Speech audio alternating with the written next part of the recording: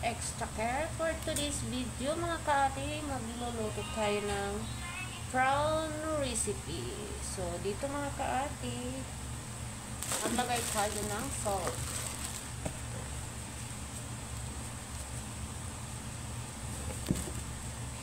Maglagay tayo ng black pepper.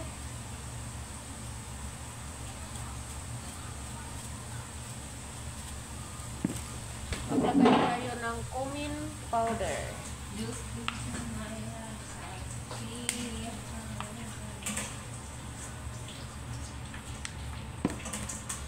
Maglagay tayo ng coriander powder.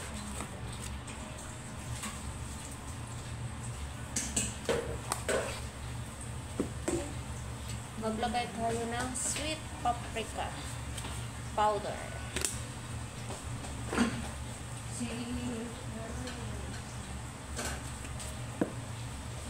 Mix lang natin mga kaati.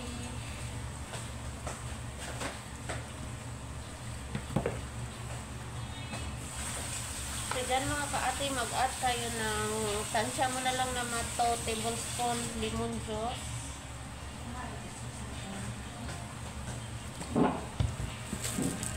Mag-add tayo ng olive oil.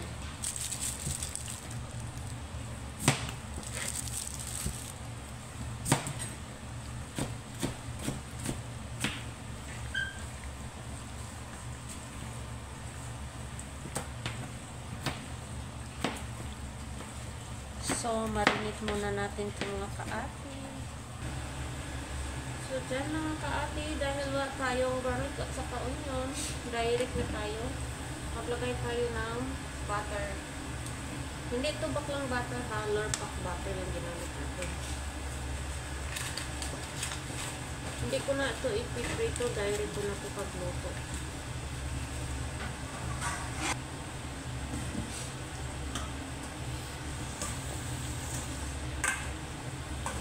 Then mga kaati, mag-add tayo ng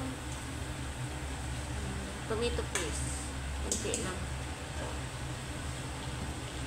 Wala kasi tayong garlic at saka onion.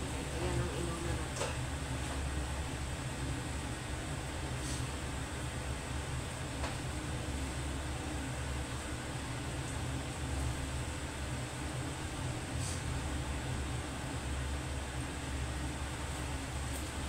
Yan mga kaati, mag-add na tayo ng bell pepper. Wala tayong green, so umami tayo ng yellow at saka red na bell pepper.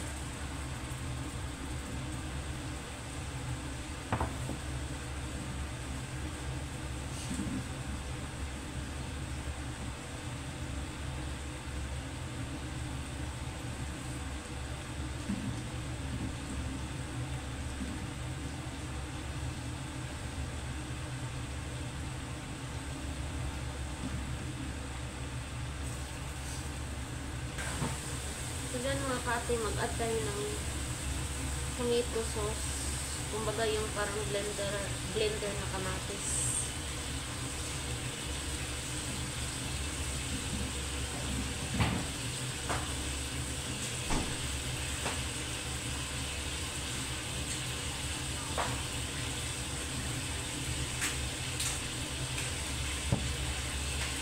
Yan mga kaati, mag-add tayo ng black pepper.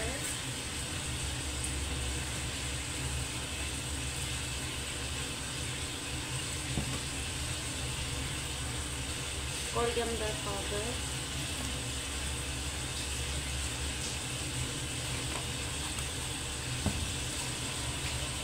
Cumin powder.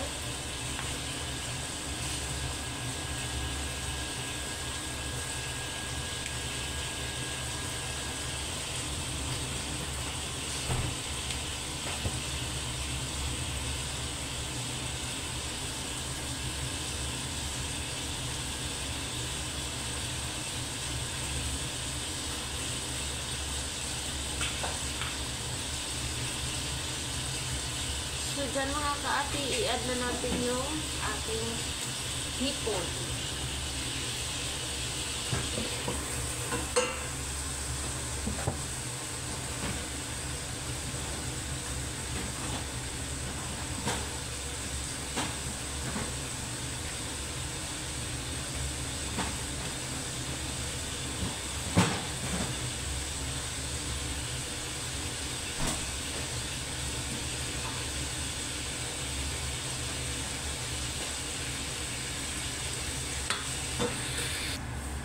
So, dyan mga kaati, okay na yung hipon natin mga kaati. So, mag-add na tayo ng parsley. Yung parsley natin sa ano siya. Naka-frozen.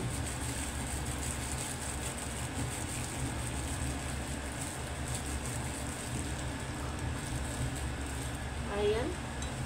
Okay na yung hipon natin.